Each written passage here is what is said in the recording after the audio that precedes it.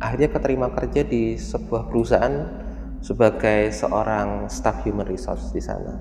Perusahaan ini adalah perusahaan rokok, tapi dia mengharuskan karyawan-karyawan baru itu untuk menjalani masa orientasi di sebuah gudang tembakau. Nama daerahnya Bojonegoro. Teman kita yang di kamar ini, yang belum keluar ini, saya sama si Nur itu kita dengar dia suara lagi ngomong sama orang, dan di dalam kamar itu kita dengar ada suara perempuan. Nah begitu dia buka itu sama Pak Supris itu didorong, dan kamarnya itu kita lihat berantakan sekali. Kasur itu spraynya ke sana kemari, bantal guling di sana sini. Terus ini yang kasih bau melati itu kayak nggak hilang, tapi kayak kecampur sama bau amis. Pulang dari makan keliling kota gitu, kita bawa makanan, itu kita dengar suara si Anas. Pas sampai di belakang itu kita lihat dia lagi jongkok makanin sampah daun kering gitu, mulutnya penuh tanah, daun semua penuh. Itu sampai ada yang keluar gitu, aku lagi makan diganggu, kamu makan Anas gitu. Dan dia makan tanah, daun kering, rumput kering itu dimasukin semua, dikunyah sama dia. Ini aku dikasih cewek aku ini, kamu jangan macam-macam. Cewek siapa kayak gitu.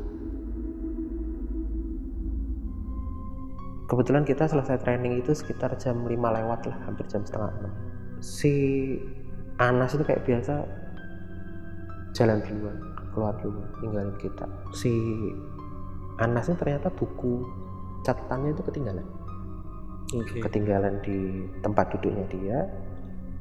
Kita amanin. Pas kita amanin gitu, bayangin buku catatan itu kita buka, itu dari halaman depan sampai dengan berapa halaman ke belakang itu cuma ada tulisan lastrik.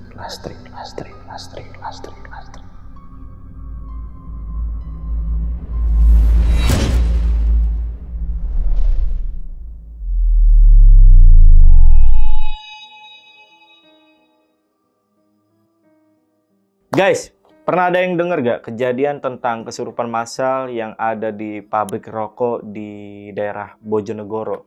Yang pada saat itu, puluhan pekerja perempuan pernah mengalami kesurupan massal yang menyebabkan aktivitas produksi itu sampai berhenti.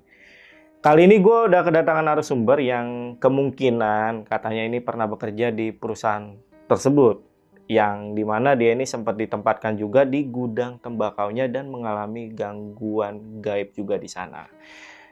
Narasumbernya namanya Mas Yus, dan kita langsung sapa aja. Mas Yus, apa kabar Mas? Baik, thank you Mas Jamal. Baik ya Mas ya? Baik. Oke, mungkin buat pasukan Lentera Malam ini udah ada yang pernah nonton cerita dari Mas Yus yang juga pada saat itu magang di unit forensik ya. Nanti ditampilin tuh thumbnailnya. Nah, setelah kerja di sana, Mas Yus ini sempat kerja di perusahaan rokok, guys. Agak jauh ya dari forensik ke rokok. Yang ada di Jawa Timur ya, Mas, betul, katanya ya, Mas? Jawa Timur. Dan sebelum resmi bekerja, itu Mas Yus sempat ditempatkan di gudang tembakau dulu. Betul. Gimana tuh, Mas? Cerita sedikit aja, Mas. Iya, Bang. Jadi dulu setelah diterima kerja itu, jadi ketentuan dari perusahaan saya harus menjalani masa orientasi di sebuah gudang di daerah di Jawa Timur sana, nama daerahnya Bojonegoro. Itu masa orientasi selama 6 bulan, dan itu saya berlima, ada sama teman-teman saya. Nah kebetulan salah satu dari teman saya itu pada saat masa orientasi itu perilaku atau kelakuannya itu jadi aneh. Aneh? Iya. Kejadian yang dialami sama teman saya ini yang perilakunya aneh itu ternyata ada kaitannya dengan kisah kelam dari gudang tembakau tersebut, dan juga berkaitan dengan santet yang namanya santet Pring Sedapur.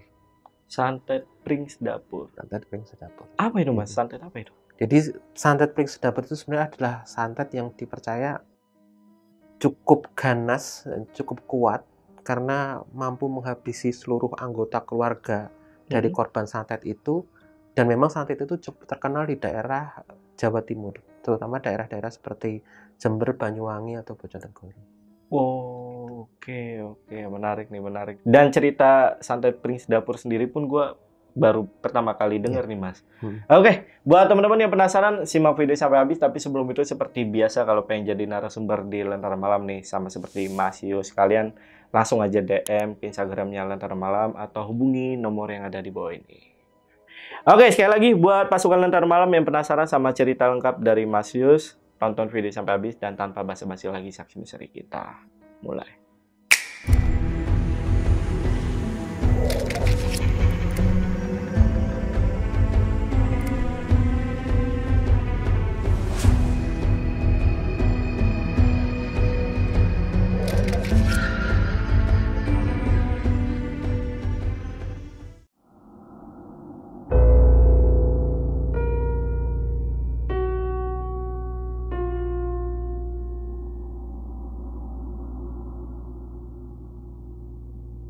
Jadi cerita ini berawal setelah saya lulus kuliah. Dan ini kondisinya memang setelah saya magang di unit forensik itu, saya lulus.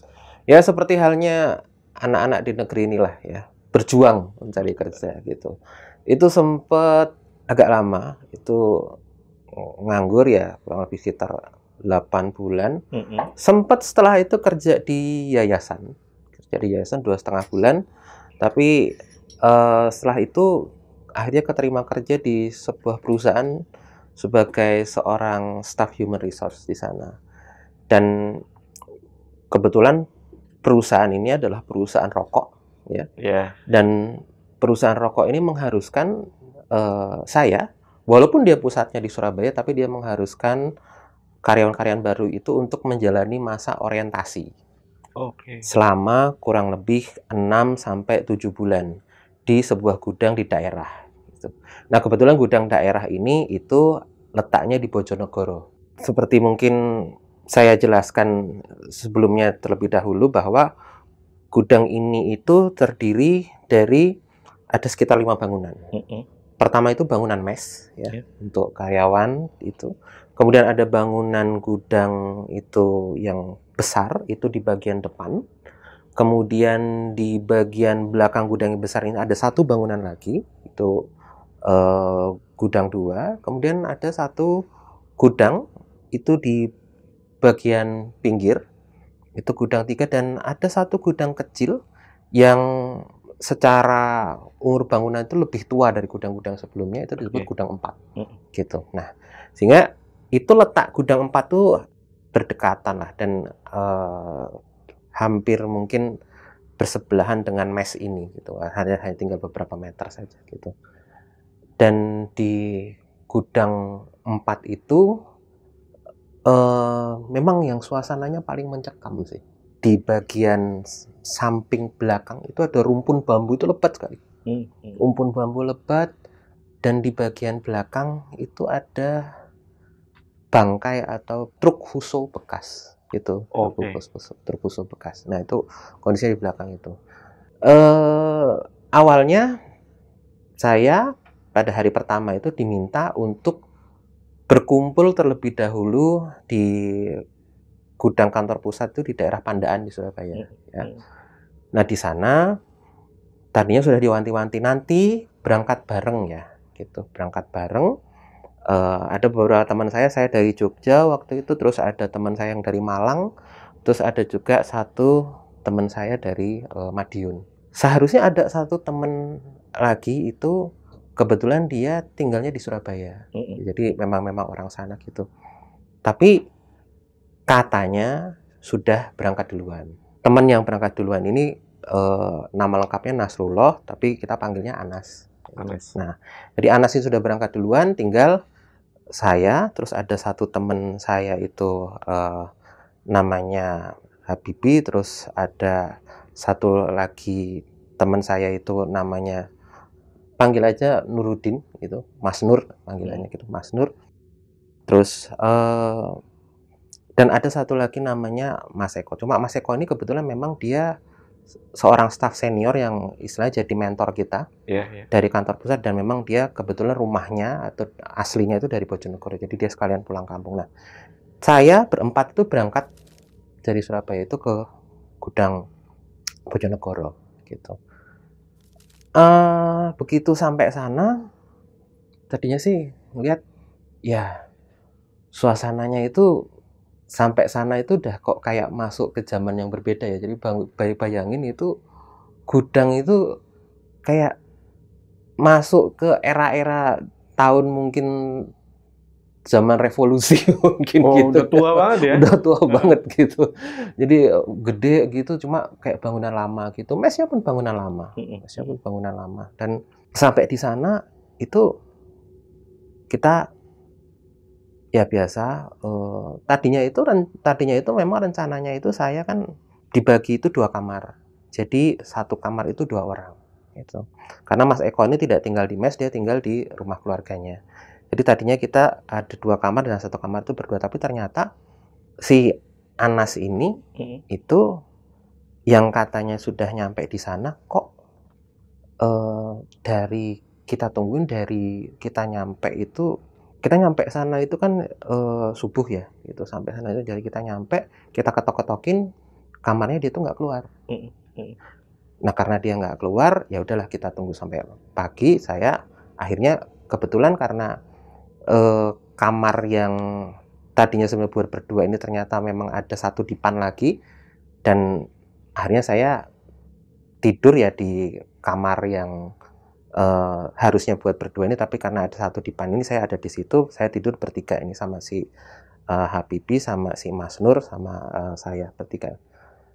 Itu rencananya ya besok kalau si Anasnya udah keluar ya saya pindah gitu ke kamarnya situ. Nah, baru hari pertama itu udah kerasa nggak nyaman, jadi tidur itu kayak gelisah, tidur nggak nyenyak. Sempet berapa kali kebangun.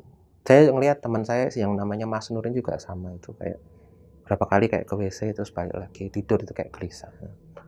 Kita baru bisa tidur itu kayak menjelang subuh. Nah, menjelang subuh itu kita itu dengar itu ada yang nyapu gitu. Srek, srek, srek, srek kayak gitu. Terus, oh berarti udah pagi nih gitu. Saya sempat bangun. Saya cek jam, masih jam 3:30 pagi gitu. Kok subuh-subuh udah ada yang nyapu. Terus karena nggak bisa tidur lagi, saya sempat keluar sebentar, nengok gitu. Saya ikutin tuh suara itu. Jadi suara itu kan dekat kamar samping gitu. Nah, kebetulan di samping itu kayak ada pelataran kosong gitu lah. Pelataran kosong. Saya keluar kamar, saya lihat samping. Sampai sana itu cuma kedengaran suaranya tapi kosong, nggak ada apa-apa. Suaranya masih ada? Suaranya ada, srek, srek. Saya sempat ngeliatin ini mana, suara dari mana gitu. Srek, srek, srek gitu. Itu udah mulai merinding saya itu. Merinding. Nah, saya pas mau balik, mungkin suara daun kayak, tapi kalau suara daun kok kayak gini, kayak gitu. Terus pas saya balik, sempat kayak ada yang manggil, Mas mau kemana? Saya lihat ke belakang nggak ada siapa-siapa. Saya feeling ini nggak bener ini. Jadi akhirnya saya balik ke kamar, nggak mikirin lagi, ya mungkin salah dengar kayak gitu. Terus, nah pas balik ke kamar itu kebetulan Mas sendiri juga karena ngeliat saya kebangun, dia kebangun gitu. Dia bilang mau sholat subuh, ternyata kok masih jam segini gitu. Iya, aku tadi juga kebangun. Itu yang nyapu siapa? Berarti dia juga denger. Iya. Aku bilang nggak ada siapa-siapa. Kaget dia. Yang bener katanya. Nah, itu udah pengalaman, mungkin hari pertama itu udah nggak enak. Nah, pas itu akhirnya karena ya udah, daripada kita mikirin yang horor-horor itu, saya alihkan kita ngobrolin ya, kenalan dulu lah gitu, kenalan dulu dan lain sebagainya. Kebetulan juga si Habib ini juga udah bangun gitu, ngobrol-ngobrol. Akhirnya siap-siap masuk kerja. Nah, kebetulan pas waktunya sarapan itu udah ada yang nyiapin, jadi kayak pembantu yang hari itu visit. Nah pas itu akhirnya teman kita yang di kamar ini yang belum keluar ini, saya sama si Nur itu sempet pas kita keluar, karena kan kamar itu sebelahan gitu, deketan. Itu kita dengar dia suara lagi ngomong sama orang aktif gitu, terus asik gitu, dan kayaknya udah akrab banget gitu. Kita mikir mungkin lagi telepon. Ya udah kita sarapan. Nah ini pas tiba-tiba si Anas itu keluar, itu nyamperin tuh kayak cuek gitu, cuma ngambil nasi sama lauk terus masuk kamar lagi gitu. Nah yang aneh itu pas dia ngambil nasi, dia lewat itu kayak kecium bau melati. Saya pikir masa cowok parfumnya parfum melati sih gitu. Terus saya sempat lihat-lihatan gitu sama si Nur itu. Si Habibie itu sempat ngomong ke saya itu, dulu waktu tes di kantor saya udah kenal sama orang itu nggak gitu deh, baik kok anaknya, maksudnya ramah gitu. Ini kok jadi cuek banget ya gitu. Beda ya, lagi kayaknya agak beda gitu.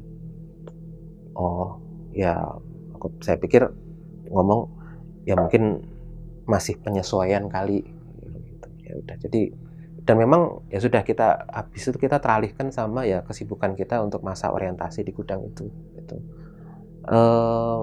Seperti yang saya bilang tadi, ternyata kita dikasih tahu tentang situasinya dulu.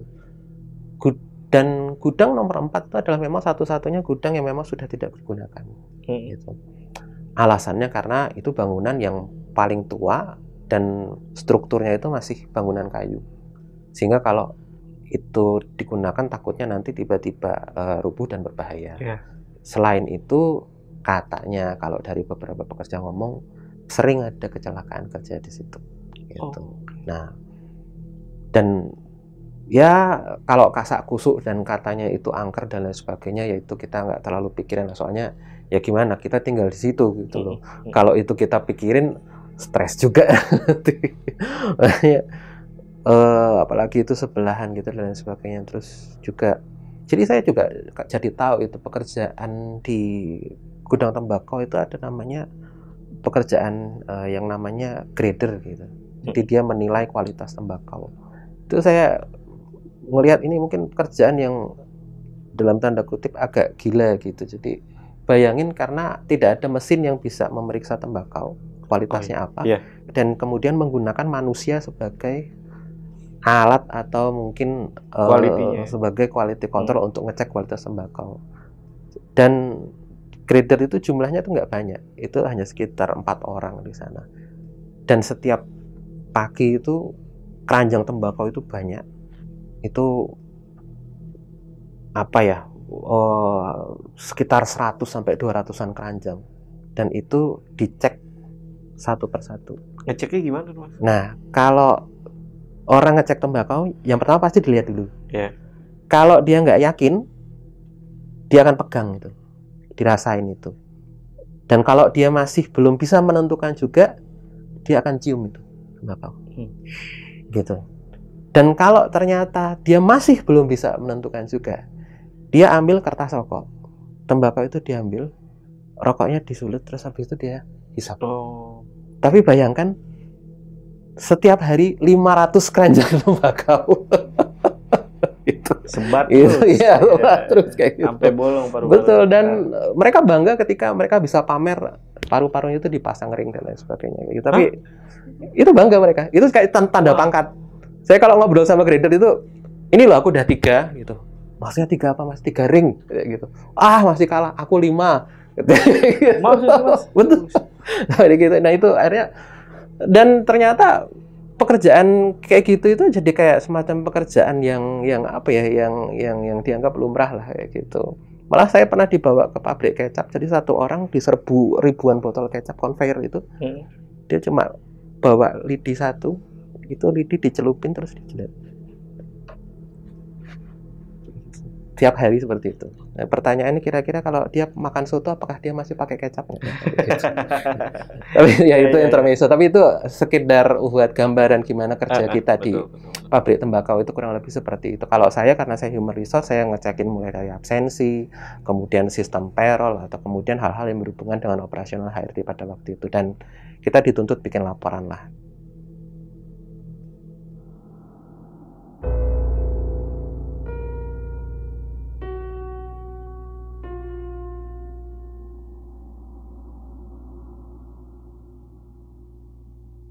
Mengenai gudang 4 itu sendiri udah sering lah kita dengar desas-desusnya pada waktu itu. Cuma karena saya dulu punya pengalaman bahwa hal-hal mistis itu selalu bisa dilogikakan.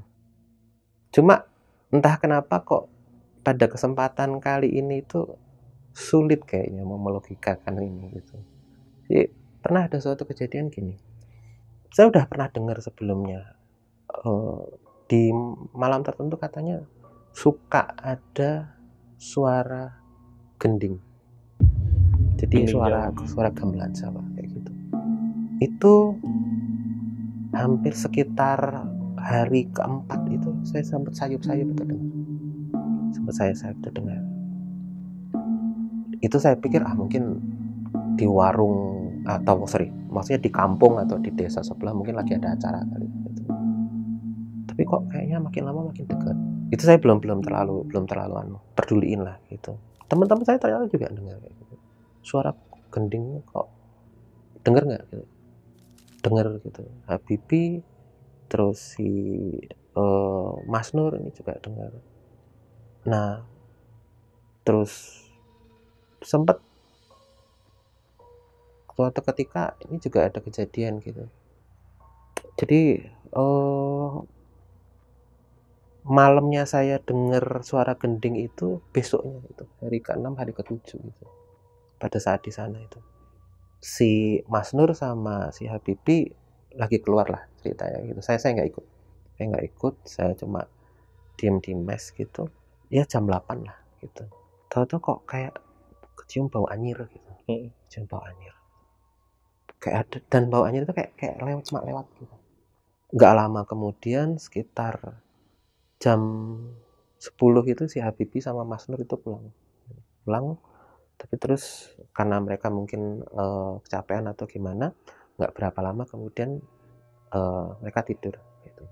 Nah saya masih nonton TV gitu. Nah suatu waktu ketika saya udah mau matiin TV karena saya udah ngantuk, saya udah mau masuk ke kamar gitu, saya dengar ada suara truk kayak gitu.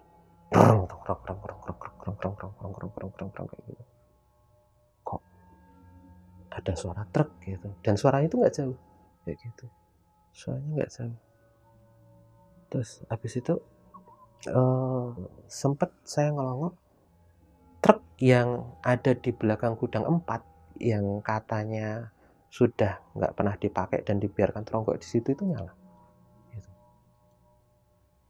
Kok nyala gitu. Terus saya sempat lihat itu di gudang 4 itu ada banyak orang lagi sibuk lalu lalang kayak gitu. Dan posisi pintunya kebuka, mereka lagi kayak ngangkut keranjang tembakau gitu. Loh kok tumben nih malam-malam gitu. Dan saya dari tadi soalnya nggak ngeliat ada truk masuk atau apa kayak gitu. Kok ini ada truk. Nah itu terus saya deketin, ada satu orang itu pakai kemeja putih gitu, terus celana kain hitam, tua sekitar umur 45 tahun. Terus kayak nungguin gitu, saya nanya, Pak ini dari mana kayak gitu. Oh Mas, kita dari kantor pusat mau ngangkut tembakau malam ini buat dibawa ke gudang Pandaan gitu. Loh kok malam-malam kayak gitu. Saya nanya, surat jalannya mana? Dia bilang surat jalannya ada di Satpam Mas, dicek aja. Karena jarak antara gudang 4 sama Satpam ini agak jauh, kita kan harus ke depan kan. Ke depan.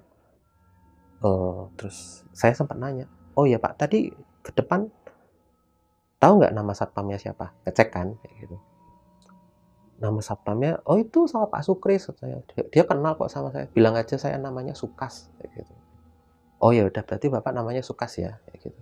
Ya, bilang aja. KTP saya juga ada kok. Saya ngecek gitu ke depan, ngecek ke depan. Yang saya heran, satpam kok tidur.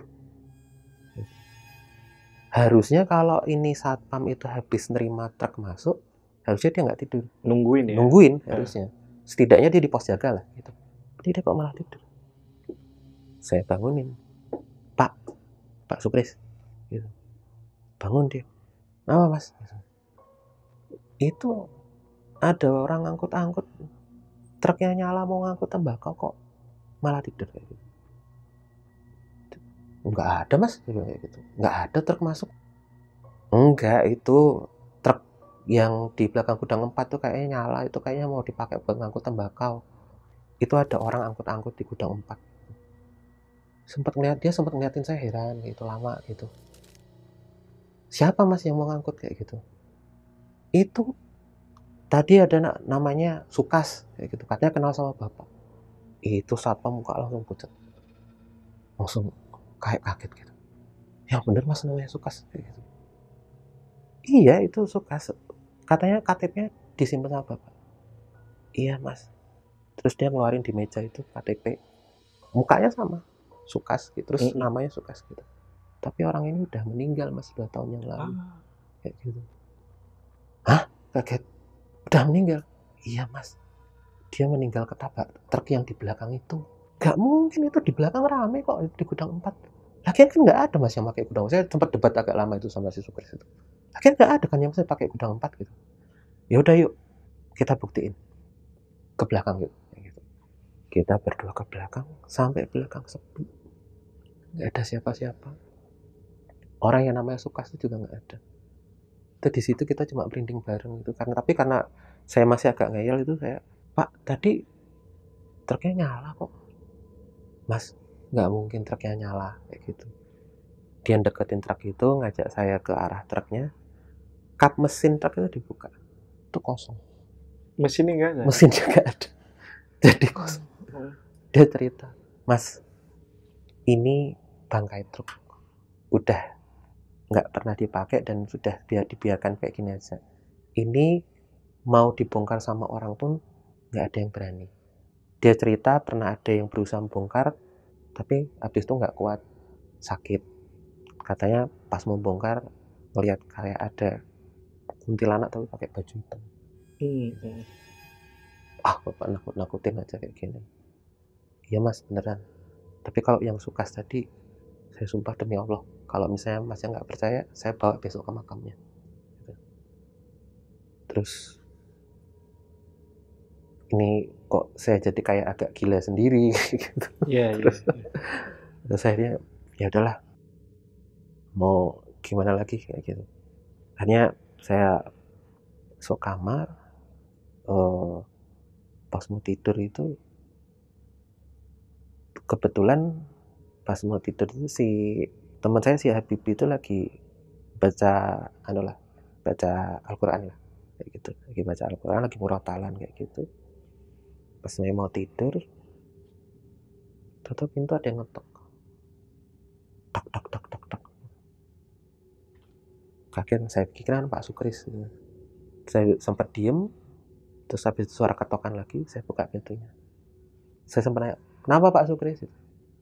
Saya buka itu nggak ada siapa-siapa, cuma kayak ada bau yang sama yang tadi waktu saya cium waktu di depan ruang TV itu, kayak bau anjir. Si Habibie, mas, aja dulu, baca ayat kursi dulu, kata gitu. Ya udah, baca ayat kursi dulu. tutup itu. Terus akhirnya sampai besok pagi lah gitu. Nah, besok pagi kejadian berikutnya, jadi kita jadi aktivitas seperti biasa, cuma si Anas ini, si Nasrullah ini yang kondisinya jadi agak mengkhawatirkan gitu. Kenapa? Bayangin, ini orang hampir nggak pernah ngobrol sama kita. Jadi kayak dia itu sebagian besar waktunya di kamar gitu. Terus kadang kalau kita pas ikut kelas atau ikut di gudang tembakau untuk pas training gitu cuma diem aja gitu, nggak pernah nyapa gitu. Oke, di lapangan pun diem Di aja tuh ya. lapangan pun diem aja, terus tatapan itu kosong, ditegur itu kayak nyambung nggak nyambung kayak gitu. Apa kayak gitu, jawab juga sekedarnya, muka kayak pucet gitu, pucet, makin lama makin lemes gitu.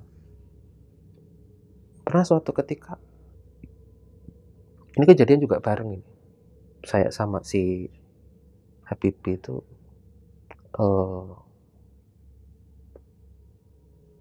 habis kita training itu sore-sore, saya kasih gambaran gudang tembakau itu memang kalau pas jam kerja jam 9 sampai sekitar jam 4 itu memang rame gitu. Tapi jam 5 ke atas itu sepi. Oke. Sepi, ada orang gitu, bangunan kosong gitu aja. Kebetulan kita selesai training itu sekitar jam 5 lewat lah, hampir jam setengah 6. Si Anas itu kayak biasa jalan duluan, keluar duluan, ninggalin kita. Mas Nur itu juga pada waktu itu dia juga duluan gitu. Nah, terus si Anas ini ternyata buku catatannya itu ketinggalan. Oke. Ketinggalan di tempat duduknya dia. Kita amanin. Nah, pas kita amanin gitu, itu saya buka buku catatannya itu, sampai sekarang saya masih suka merinding gitu. Bayangin buku catatan itu, kita buka, itu dari halaman depan sampai dengan berapa halaman ke belakang itu cuma ada tulisan lastrik. Jadi bayangin satu halaman itu tulisannya cuma itu doang, berulang-ulang, Nggak ada kata-kata. gak ada kata-kata lain. Jadi dia kayak nyata tuh cuma lastrik, diulang-ulang terus.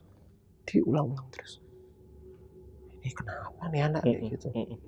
Sampai saya nunjukin sama si Habib, bos tulisan kayak gini. Si Habib cuma, wah sedeng nih anak, ini anak udah nggak waras nih kayak gini nih, aneh nih kayak gitu. Udah bawa aja bukunya kayak gitu, paling dia nanti juga nyariin gitu. Ya udah gitu, dibawa. Nah, ruang training itu ada kayak di pojokan gudang gitu, gudang 3 gitu. Kita keluar dari gudang gitu, terus kebetulan si Habib ini bilang, aku ke toilet dulu. Ya udah, aku nunggu sini ya, sambil bawa buku catatannya si Nasrullah ini. Tungguin kita sambil merinding gitu, ngeliat tulisan kok gini doang kayak gitu. Nah, pas nggak berapa lama, terus si Habib ini tahu udah selesai gitu. Yuk mas, kayak gitu. Ya udah gitu. Pas saya berusaha barengi si Habib ini kok jalannya jadi kayak makin cepet gitu. Dan saya berusaha buat ngejar dia itu kayak berat gitu, kayak nggak bisa. Saya manggil, mas, tungguin dong. Dia kayak nggak dengerin, dia cuma jalan gitu aja. Jalan, terus jalan itu kayaknya kok jauh nggak nyampe gitu. Sampai di dekat mes gitu, saya ngelihat si Habib ini cuek aja, masuk ke mes. Saya nggak ngelihat di situ ada Nur atau siapa. Terus dia masuk. Nah, anehnya dia malah masuk itu ke kamarnya si Anas. Loh, kok masuk? Jadi saya ngeliat kaget, kok malah masuknya ke kamar si Anas itu.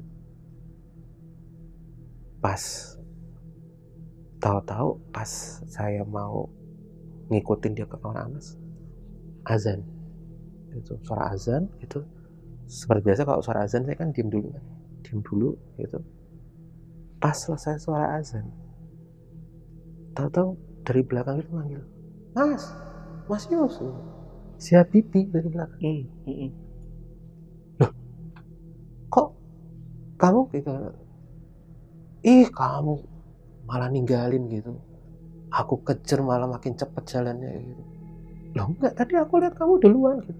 Enggak, aku itu tadi itu malah ngelihat kamu jalan duluan, lari duluan gitu. Malah mau ninggalin gitu katanya. Terus ya udah, daripada debat kayak gitu, kita semenjak itu kita mikir ini ada yang nggak beres nih sama mes ini nih. Terus sama si Anas ini juga kejadiannya nggak wajar gitu. Akhirnya karena si Habibie nyarankan bukunya si Anas simpan dulu, itu katanya. Oh ya udah kayak gitu. Kenapa? Karena kita mau mancing dia ngomong. Kalau dia nyariin, kita akan mancing dia ngomong. Kayak gitu.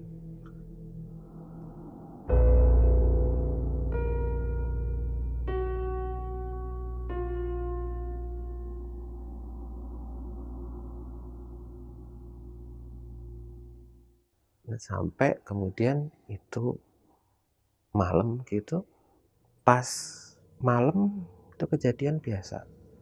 Hari biasa berlalu. Nah besoknya pagi, jadi sekitar udah hampir 2 minggu kita di sana, si Anas masih nggak nyariin bukunya, tapi kondisinya kita lihat makin lemes. Makin lemes. Gitu. Terus pas habis kerja, kita itu pengen refreshing lah. Gitu. Pengen refreshing. Itu sekitar minggu kedua, minggu ketiga di gudang Bojonegoro itu. Kita pengen refreshing, kita ngajak si Anas. Nas, mau ikut nggak? Itu kita ketokin. Jadi bayangin aja kita ngetokin kamar, dia cuma buka pintu kamar terus cuma ngelingintip doang gitu, separuh gitu, kayak nggak mau keluar gitu, tapi mukanya gitu. Ngapa? Ya. Mau ikut nggak? Yuk, keluar yuk. Bosen di mes terus itu. Enggak. Aku lagi nungguin orang. Nungguin siapa? Ah, mau tahu aja. Tahu dia tutup lagi. Nah pada saat dia tutup lagi itu, kecium lagi bau mati. Ini baunya kok anu banget ya, nyengat banget gitu. Nah akhirnya pas kita mau pergi ninggalin kamar itu, kita sempat denger suara si Anas ini ngobrol sama orang, dan di dalam kamar itu kita dengar ada suara perempuan. Oke. Gitu. Sempet kan temen saya kan si Habib ini, dia profilnya dia lulusan pesantren, agak lurus lah. Nah ini nggak benar ini, nyimpen cewek di kamar ini. Gitu. Terus laporin sama Pak Sukris, nih bisa kena pasal ini. Gitu. Akhirnya si Mas Nur itu manggil Pak Sukris. Pak Sukris ini datengin kamarnya, diketokin, Mas Anas, keluar dulu. Dia buka lagi pintu. Nah begitu dia buka itu, sama Pak Sukris itu didorong. Kita pengen tahu yang ada di dalam itu siapa itu, apakah buruh pabrik cewek atau siapa itu yang diumpetin di kamar. Ternyata kamarnya kosong. Tapi memang ada buruh pabrik cewek juga sih? Ada di situ. Cuma kita cek apa segala macam, nggak ada.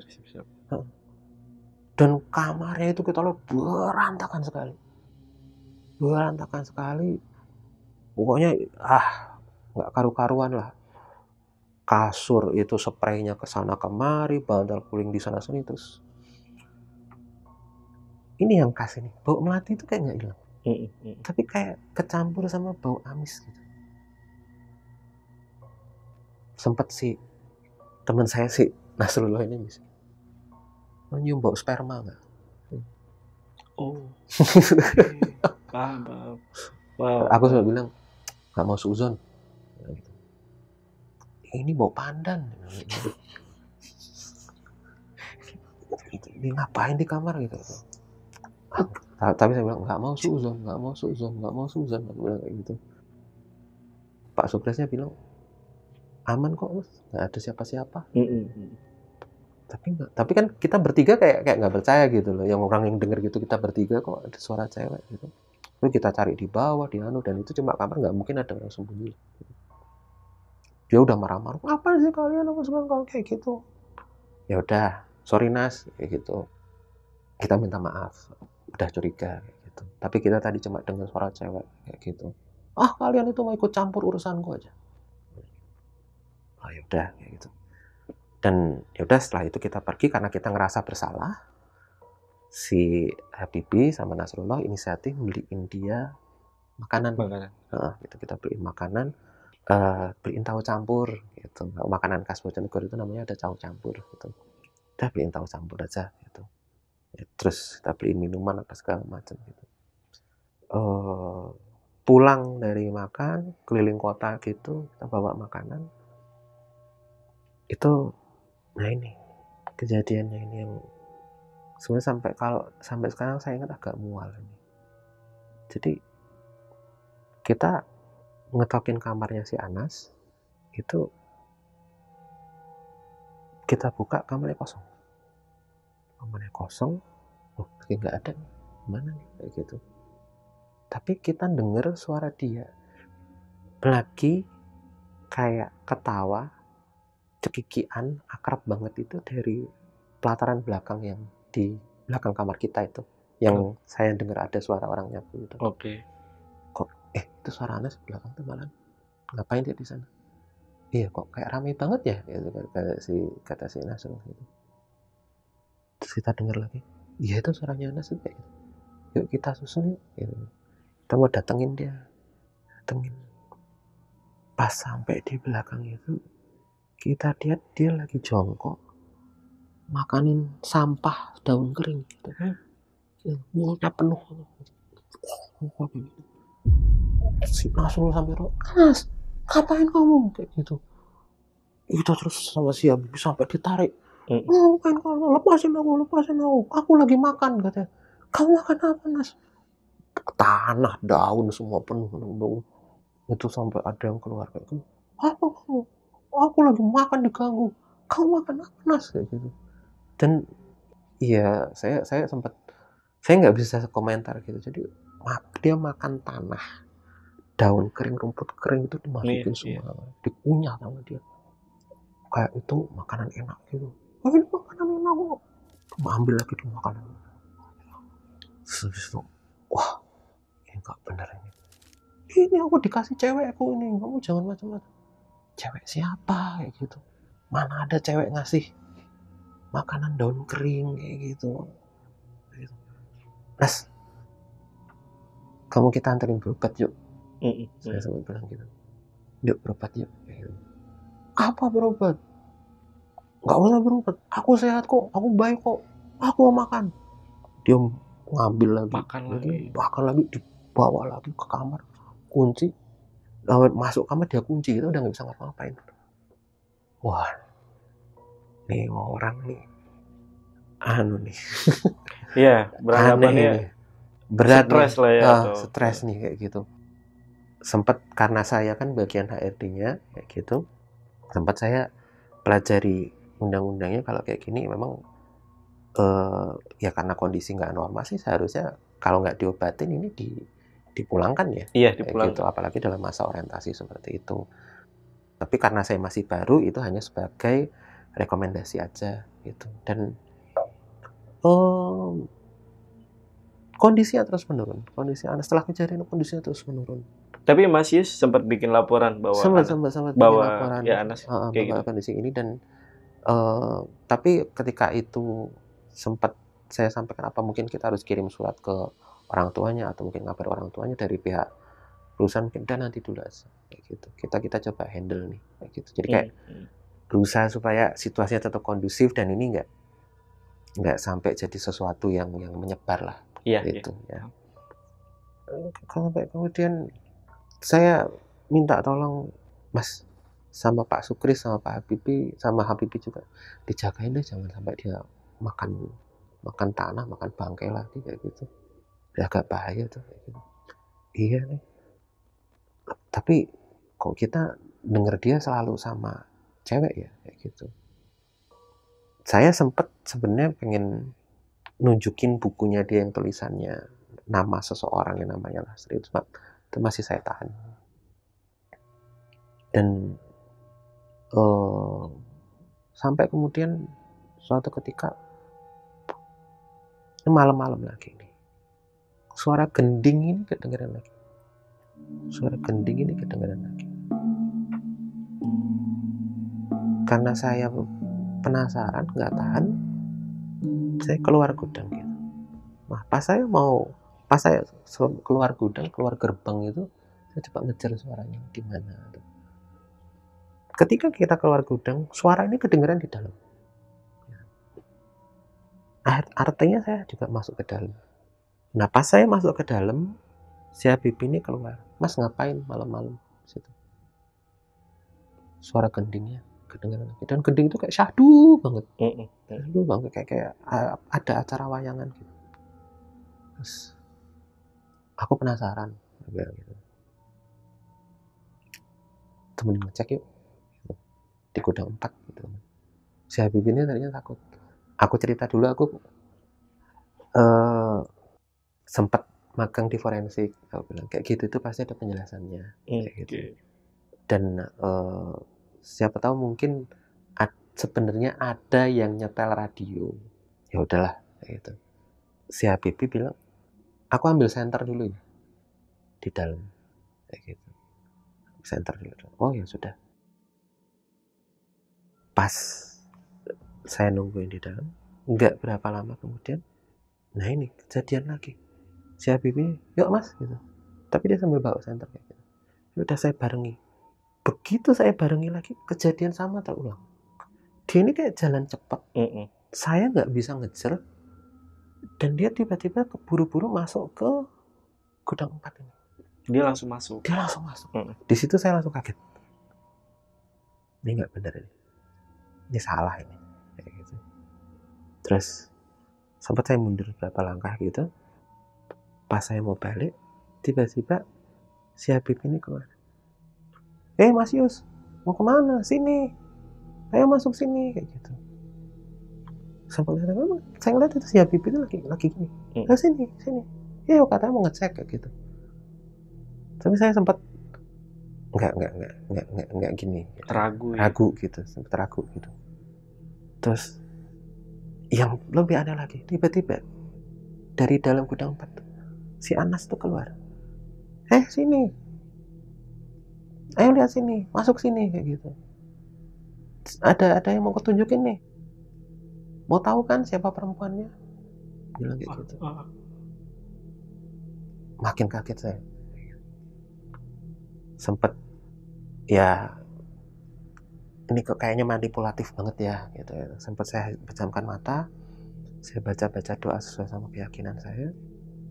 Saya nggak ngeliat lagi ke arah sana, tapi saya langsung balik ke belakang. Saya balik ke mes. Begitu saya balik ke mes, si Habib itu baru keluar sambil bawa senter. Kamu kok lagi-lagi ninggalin sih? Saya bilang udah, nggak jadi, nggak bener nih gudang 4. Saya bilang kayak gitu, udah biarin aja. Itu nggak bener. Saya bilang, kenapa mas gitu? Nggak jadi ngecek. Udah, pokoknya nggak bener. Itu karena kejadian itu, saya jadi malah kayak trauma gitu, mendeketin gudang 4 itu. Nah akhirnya kondisi si Anas ini sampailah ke staff mentor kita yang ada di situ tuh yang namanya Mas Eko ini. Dia ngelihat, wah ini anak kayaknya juga, ya diajak ngobrol nggak nyambung, ditanyain nggak nyambung, ya udah dipastikan kalau masa orientasi ya istilahnya udah pasti nggak lulus lah, kayak gitu. Terus jadi ya buat apa diperpanjang dan lain sebagainya kayak gitu.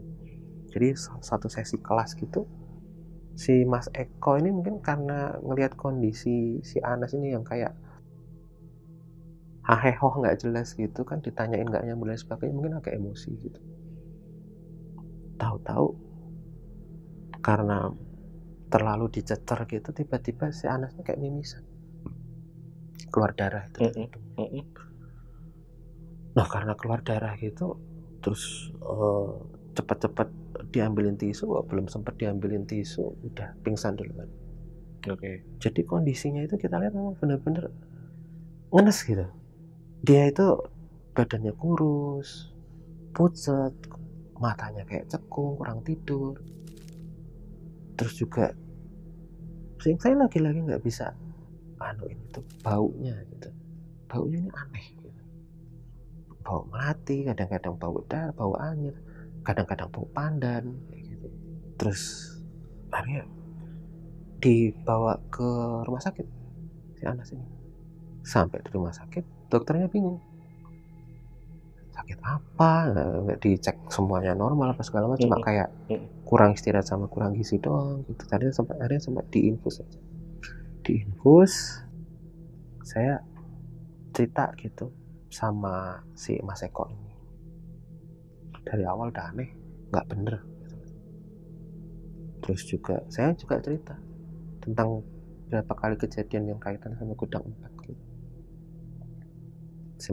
Si Mas Eko ini saya yakin sebenarnya dia udah tahu sesuatu gitu. Tapi dia kayak masih nyimpen gitu. Sampai kebetulan karena waktu itu saya buku catatan Anas itu saya bawa, saya tunjukin, Mas Eko, nih coba lihat, masa ada orang normal nulis kayak gini, pasti sesuatu itu. Mas Eko itu lihat sendiri namanya Lastri. Si Mas Eko ini cerita, Lastri itu dulu anaknya yang punya gudang sini. Anaknya yang punya gudang? Yang punya gudang.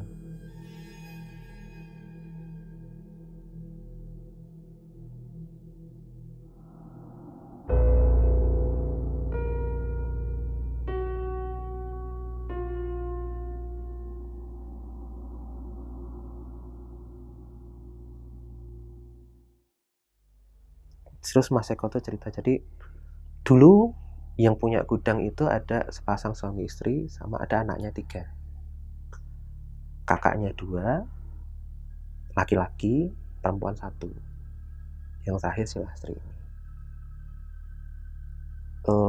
Gosip yang beredar, si Lastri ini ditaksir sama seorang cowok yang juga anak juragan tembakau di sana.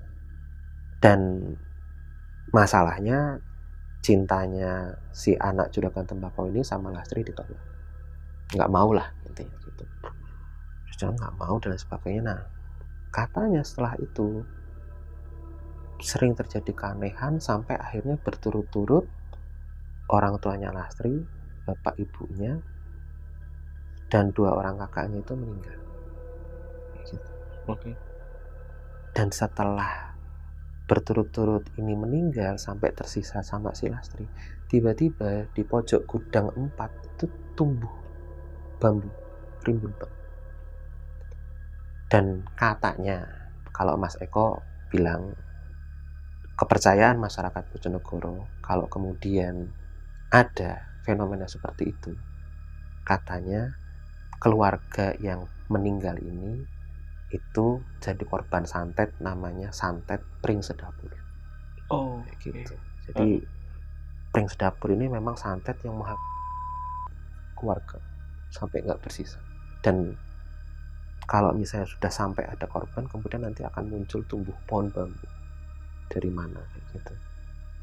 Sampai akhirnya katanya tersisa cuma si Lastri ini. Si Lastri ini karena keluarganya meninggal terus jadi kayak stres gitu. Jadi kayak stres. Sempat katanya itu hobinya itu ngobrol sama laba-laba. Jadi ada laba-laba kecil itu katanya diajak ngobrol gitu. Ini kata ceritanya Mas Eko ya. Diajak ngobrol sama kanan dan sebagainya kayak gitu. Ya karena saya sih kalau masalah ya lantai percaya nggak percaya gitu ya, tapi ya saya cuma dengerin aja kayak gitu. Sampai terus terakhir si Lastri gimana? Terakhir nasibnya kan di gudang 4 itu. Di gudang 4? Di gudang 4 itu. Dan semenjak itu katanya memang gudang 4 itu nggak pernah dipakai. Sempet dipakai karena kondisinya pada saat panen tembakau, ketika gudang 1, 2, dan 3 itu penuh, mau nggak mau pakai gudang 4 yang masih tersisa lah space-nya. Tapi setiap kali dipakai selalu aja ada kecelakaan kerja, ada gangguan. Atau mungkin kadang-kadang juga banyak yang kerja di situ terus pulang-pulang itu sakit, kena sawan. Sampai akhirnya setelah itu baru si Habibie ngomong, udah mas, ini sih kayaknya urusannya bukan urusan medis, urusan non medis gitu. Akhirnya si Mas Eko bilang, ya udahlah, kita cari orang pintar aja, kayak gitu. Ya benar itu. Jadi karena dokter ini nggak menemukan gejala-gejala yang gimana kayak gitu, akhirnya kita bawa balik ke mes, terus habis itu didatengin orang pintar, kayak kiai lah gitu. Sama kiai ini si Anasnya cuma dikasih air doa sama yang diaduk pakai daun sirih. Terus habis itu ya sempat berontak juga, kayak berontak tapi karena lemes gitu ya, kita cekok ya aja dia sampai keminum lah semua. Anehnya pada saat setelah keminum itu Anas ini muntah-muntah, dan entah cuma saya yang lihat atau yang lain juga kayaknya ngelihat, dia itu sempat muntah terus keluar laba-laba, dan laba-laba ini masih hidup. Kayak gitu. Sempat saya nggak percaya gitu, tapi udah itu laba-laba gitu. Atau jangan-jangan ini laba-laba yang ada di luar tapi terus kena muntahannya, bisa juga. Tapi kayaknya nggak ada, tadinya nggak ada, terus begitu dia muntah langsung keluar laba-laba. Terus si Anas ini sempat sadar, sempat sadar gitu lah, diajak ngomong nyambung. Terus kayak ini kok aku badanku nggak enak ya, dia bilang gitu. Kamu itu kenapa Nas? Sama kita ajak ngobrol kayak gitu, kamu itu kenapa sih? Itu kita bisa ajak ngobrol dia, dan dia cerita dari awal dia datang. Jadi awal dia itu datang itu pada saat itu kondisinya sebelum kita datang lah. Sebelum kita datang itu dia tuh datang duluan ke Bojonegoro. Padahal udah diwanti-wanti untuk datang baru. Nah pada saat dia datang itu katanya dia cerita di mes itu udah disambut sama seorang cewek. Yang kenalin namanya Lastri. Gitu. Toto udah ada di sudah mes. Ada di situ, sudah ada di mes itu. Dan di situ katanya diajak ngobrol sampai kemudian mereka kenalan, disambut sedemikian rupa. Dia ngelihat mes itu kayak suasananya bagus lah gitu, nggak kayak yang gudang tua apa kayak, atau gudang yang udah zaman dulu gitu, kayak bagus dia bilang. Terus sempat katanya malah sama si Lastri ini diajak keliling gudang, terus diajak nganterin, atau bukan sempat dianterin, sempat si cewek ini minta dianterin pulang gitu. Sama si Anas ini dianterin pulang. Kemana? Katanya rumahnya itu nggak jauh dari gudang itu, cuma sekitar beda 3 rumah katanya. Dan rumahnya itu katanya bagus, normal, gede, bagus, catnya putih katanya gitu. Itu kondisi dia masih sadar, itu dia agak cerita panjang lebar gitu. Sempat dikasih makan juga, disambut sama orang tuanya. Dia nyeritain orang tuanya ada bapak ibu sama 2 orang kakak laki-lakinya gitu. Terus habis itu sampai ditawarin nginep gitu. Nah begitu ditawarin nginep itu kan kebetulan yang nganter itu juga ada Pak Sukris kan. Pak Sukris ini nimbrung, iya mas, habis itu sampean ingat nggak malamnya sebelum mas itu datang, teman-teman ini kan datang subuh, malamnya sampean tak temu di bawah pohon bambu.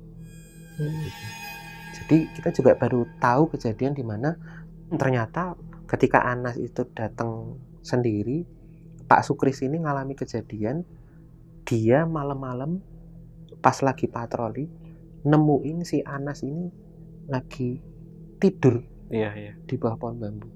Dan katanya habis itu dibangunin, terus sempat kebangun terus tapi kayak orang nggak peduli, orang cuek gitu, langsung ngeloyor masuk mes. Nah, semenjak saat itu kan habis itu dia katanya nggak pernah ngobrol lagi sama kita. Dan sama kiainya bilang katanya ini kayaknya memang bukan urusan yang dalam tanda kutip ini kaitannya sama medis. Ini bukan kejiwaan juga katanya. Tapi ini memang urusannya goib, kata kiainya gitu. Nah, kita nggak nyangka juga ternyata si Anas itu tahu-tahu habis cerita itu kayak tidur ngelemes gitu.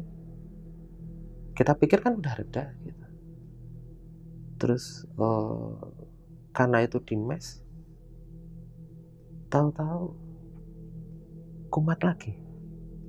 Dan ketika dia kumat itu kecium lagi bau yang sama, kayak bau mati gitu. Kita dengar dia tiba-tiba masuk kamar. Kita pikir udah sembuh kan dia, masuk kamar lagi. Tapi ternyata kita masih dengar dia ngobrol. Dan kita dengar ada suara cewek dari dalam. Terus kejadian yang sama itu berlanjut sampai kemudian mendekati akhir-akhir masa orientasi gitu. Kita anggap ya kita udah di luar batas kemampuan kita buat nolong. Nggak tahu mesti gimana. Si Pak Kiai ini masih kadang-kadang datang. Nasrullah kadang-kadang sembuh, kadang-kadang kumat. Gitu. On off gitu. Sampai Mas Eko yang senior ini bilang, gimana sembuhnya ya Pak? Kayak gitu. Kapan sembuhnya Pak? Si Pak Kiai ini bilang, ini agak susah. Soalnya anaknya udah cinta banget itu sama yang nggak kelihatan itu. Dan kayaknya dari situ kayak mungkin baru kali itu saya percaya kok kayaknya ini ada istilahnya asmara dua alam gitu. Antara makhluk halus sama manusia. Percaya nggak percaya sih kayak gitu, tapi kalau tidak ada keinginan dari orang ini sendiri, kata Pak Kiai itu udah nggak bisa. Dan sampai akhirnya masa orientasi saya itu di Gudang Bojonegoro ini akhirnya selesai. Saya dipindahkan ke Gudang Lombok pada waktu itu di NTB, dan itu juga akhirnya mencar sama teman saya, si Habibi sama si Mas Nur. Ini kita kepencar-pencar, saya ke Lombok, Habibi itu ke Gudang Leri, sedangkan si Mas Nur ini dia ke Gudang Madura. Untuk Anas sendiri? Nah, untuk Anas sendiri itu kebetulan saya udah kayak putus kontak, dan kondisi yang terakhir yang saya tahu dia masih kondisinya seperti itu. Mau dipulangkan, takutnya malah hal ini itu malah jadi isu. Hanya masih berusaha disembuhkan. Sampai kemudian saya dan teman-teman itu ya pindah dari sana. Tapi ya kalau secara logika ya mungkin dia sendiri sudah nggak di perusahaan lagi, sudah dikeluarkan dan sudah tidak di sana bagaimanapun kondisinya. Yang jelas habis itu nggak pernah ada kontak lagi, dan saya sendiri nggak tahu ceritanya sampai sekarang seperti apa. Dan mudah-mudahan saya cuma berdoa ketika mungkin cerita ini saya share, cerita ini saya coba angkat, dia sudah sembuh, dia sudah sadar. Dan nonton ya? Iya. Itu aja sih. Oke, berarti pada saat semuanya sudah ditaruh di cabang masing-masing lah ya. Mas Anas ini sempat ditahan tuh ya? Ya, sempat ditahan. Ya. Karena demi kerahasiaan perusahaan mungkin. Ya, takutnya itu malah jadi sebuah isu yang kurang baik lah, karena memang hal-hal kayak gitu ya nggak baik juga kalau misalnya kaitannya sama bisnis, kaitannya sama usaha. Betul. Itu kondisinya. Oke. Waktu pertama kali Mas Yus itu sampai di sana, kan awalnya Mas Yus itu bakal tinggal bareng sekamar sama Mas Anas ya? Iya, betul. Oke. Kenapa pada akhirnya Mas Yus itu nggak bareng gitu? Karena kondisi Anas ini, satu, dia menutup diri. Kedua, dia selalu menolak. Ketika kemudian kemudian diingatkan untuk harusnya kan sekamar 2 orang nih. Iya. Kamu seharusnya sekamar saya. Enggak mau. Aku mau sendiri aja. Kamu nggak usah ikut campur urusan. Jadi kayak selalu menolak gitu. Dan daripada itu jadi masalah, jadi perkelahian, kita malah ngurusin sesuatu yang nggak perlu, ya udah akhirnya saya ngalah. Lagi pula sebenarnya kamar di mes itu juga ada banyak, saya bisa mungkin pakai kamar yang lain atau tetap sekamar sama Mas Habibie sama Mas Nur. Oke. Yang kedua ini Mas, waktu pertama kali dengar Mas Anas itu di dalam kamar itu ngobrol sama seseorang, apakah suara itu perempuan atau laki-laki? Aku sempat lupa. Suaranya jelas. Saya dengar, Mas Habibie dengar, Mas Nur dengar, suara perempuan. Yang pertama kali datang kayak, kok ada orang gitu. Betul. Itu suara perempuan. Suara perempuan juga itu ya? Suara perempuan. Oh, memang dari awal ada seorang perempuan gitu ya? Iya, jadi sebenarnya gini, kadang-kadang kita dengar dia kayak ngobrol sendiri, tapi aktif gitu, kayak saut-sautan gitu. Tapi kadang kita dengar juga, ketika dia ngobrol, ada yang nyaut, dan itu suara perempuan. Jadi kayak gimana ya, tapi kita membuktikan bahwa dia ngobrol sama perempuan juga, kita nggak pernah lihat sosok perempuan seperti apa, gitu. Malah cuma saya sendiri ya mendengar, ya saya cuma mendengar dari Habibie sama Mas Nur, kadang-kadang kayak ngelihat ada sosok perempuan gitu, suka lalu lalang gitu. Oke, percakapan yang sempat didengar yang mungkin masih ingat, apa percakapan dari sosok perempuan ini? Kan sempat dengar juga ya. Ada percakapan seperti ini. Jadi kapan kamu mau nikahin aku? Oke. Kapan kita mau resmiin ini? Gitu.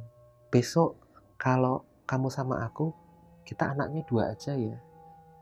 Percakapan seperti itulah. Gitu. Iya, kalau mungkin istilah populernya romantisme deso lah. Iya. Percakapan seperti memang ada hubungan spesial gitu ya. Hubungan spesial. Oke. Mas, ini sebelum kita bahas tentang santet Prince Dapur ya. Sebelumnya itu pernah ada kejadian yang serupa gak yang dialami sama seperti Mas Anas? Nah, itu sebetulnya saya juga kurang tahu ya. Tapi memang yang saya hanya dengar kaitan, ada beberapa pekerja atau buruh gitu yang ngeluh katanya ketika entah disuruh bekerja di gudang 4 atau mengurus sesuatu ke gudang 4, besoknya pasti sakit. Bahkan ada juga yang katanya nih, kalau istilah orang sana katanya kena sawan ya. Gitu, kena sawan gitu. Jadi pulang gitu kondisinya tiba-tiba ngerasa ngeluh nggak enak badan, terus kita pulangin, malam-malam itu dia kayak ngacau gitu. Ngacau. Ceritanya katanya ngeracaunya itu kayak teriak-teriak, oh pergi, jangan dekat kayak gitu. Sampai akhirnya panggilin orang pinter, dan ketika sadar katanya dia sempat di gudang 4 itu ngelihat ada makhluk laba-laba gede banget, seukuran, kalau dia bilang katanya seukuran mobil Avanza. Laba-laba gede banget, tapi kepala cewek nenek-nenek. Gitu. Kirain kepalanya kepala charger. Bukan. Bisa dong. Saya kok malah yang kaget ya. Kepala charger. Itu nyoloknya gimana gitu. Laba-laba kepala charger. Maaf ya Mas ya. Ini kepala gitu. Dan itu yang katanya bikin dia jadi kayak kena sawan, dia jadi kayak shock, terus pas pulang itu kayak kerekam banget di memorinya, dan pada saat dia tidur itu katanya sampai kebawa mimpi gitu. Oke. Nah, ini nih.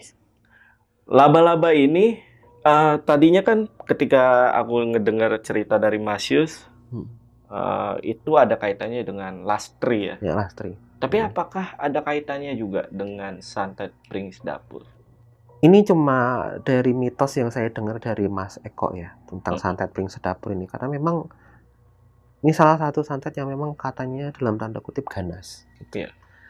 Dan orang yang melakukan ritual santet ini katanya memang terlebih dahulu harus mengorbankan nyawa orang yang dia sayangi. Entah siapa, entah mungkin keluarganya, entah ayahnya, ibunya, atau saudaranya, adiknya, kakaknya, tapi harus memang terlebih dahulu mengorbankan seseorang. Oh gitu. Dan dia mengorbankan orang yang dia sayangi ini ke sosok yang namanya, kalau saya nggak salah ingat, namanya Sambernyowo. Apa? Sambernyowo. Sambernyowo. Dan Sambernyowo ini kalau dideskripsikan kadang-kadang bentuknya berubah-berubah. Ada yang bilang katanya sosoknya kayak kuntilanak tapi pakainya hitam. Gitu. Oke. Yang kedua katanya mirip siluman laba-laba. Oke. Gitu. Tapi ini cuma cerita mitos dari Mas Eko, dan kalau Mas Eko bilang Sambernyowo itu cuma, dia bilang ya sebutan aja, makhluknya mungkin bisa bermacam-macam atau mungkin bisa apa saja, tapi sebutannya itu. Jadi semacam kayak perjanjian gaib sama makhluk tak kasat mata lah. Itu jadi, dan ketika itu sudah diritualkan, nanti Sambernyowo ini yang kemudian biasanya akan mengambil nyawa dari orang-orang yang jadi korban santet ini. Dan katanya lagi, setiap orang yang jadi korban santet Pring Sedapur ini, ketika entah itu di mulutnya, entah itu mungkin di, mohon maaf, di kemaluannya atau misalnya, itu pasti ada bilah bambu atau daun bambu ditemukan. Ngeri banget ya. Dan katanya memang itu yang terjadi sama keluarganya Lastri dari cerita Mas Eko ini. Ngeri loh jadi pohon bambu. Emang bicara ya. Bercanda Mas ya. Tapi gini Mas, berarti pelakunya ini siapa nih Mas yang melakukan santet Pring Sedapur ini? Nah ini sih jujur karena mungkin dari Mas Ekonya sendiri hanya mengira-ngira, tapi dia juga nggak mau menuduh. Dugaan itu mengarah ke cowok anak juragan tembakau yang cintanya ditolak sama Lastri gitu. Jadi sempat ada dugaan seperti itu, cuma ya bisa juga mungkin pelakunya adalah saingan usaha dari orang tuanya Lastri, juga bisa. Sesama juragan tembakau, sesama yang punya gudang tembakau juga bisa. Jadi mungkin bisa siapa aja. Berarti yang pelakunya ini dia serang pakai santet Pring Sedapur. Korbannya bukan si korban yang langsung atau utamanya, tapi keluarganya. Keluarganya dulu. Wah, gila. Pasti keluarganya sih. Dulu dihabisin. Ini kan semacam menyiksa gitu. Iya. Menyiksa, dia kemudian orang ini menyaksikan keluarganya satu persatu sampai akhirnya dia nggak kuat. Kalau nggak dia yang meninggal karena santet, ya dia. Gitu. Wah, gila sih. Kalau posisi Anas, Mas, menurut Mas Ius, kenapa ini dia nih? Posisinya kenapa nih? Apakah tumbalnya atau gimana sih?